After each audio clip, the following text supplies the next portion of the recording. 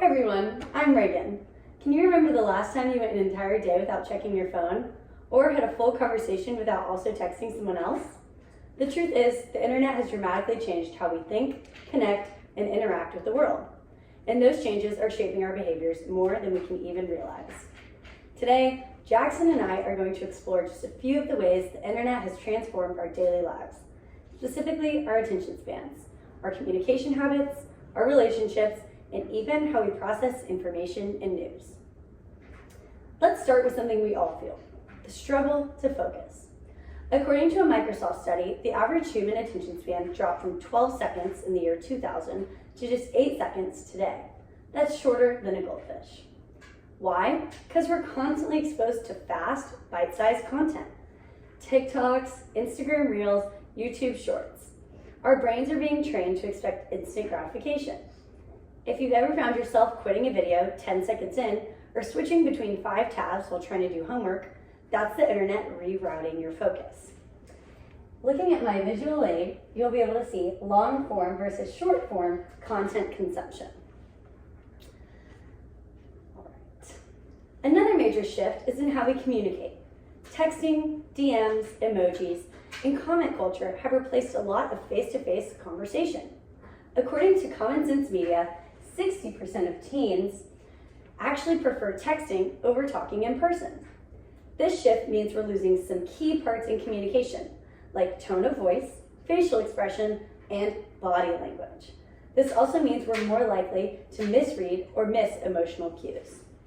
Here is my visual aid that demonstrates emotional expression versus face-to-face and emoji use. And now, I'll turn it over to Jackson. Thank you, Regan. Let's be real. Meeting people today looks nothing like it did a couple decades ago. Forget bumping into someone at a coffee shop or getting introduced through friends. Now, you swipe left or right. The internet has revolutionized how we form relationships. According to Pew Research Center in 2023, nearly 30% of US adults have used a dating app. That's almost 1 in 3 people nowadays navigating romance through a screen. But here's the thing, it's not just the method that's changed. Swipe culture has brought with it what psychologists call choice overload. So we're exposed to too many potential matches that making a meaningful connection becomes much harder. People start to feel replaceable, and relationships seem to get treated more like a series of quick decisions rather than something deeper.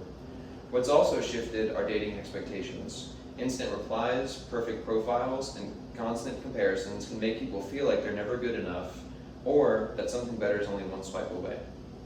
So, in this chart here, you can see the monthly usage of top dating apps from January 2019 to January 2022. Hinge increased 344%, with Bumble increasing 96%, and Tinder staying relatively the same. So this new normal isn't all bad.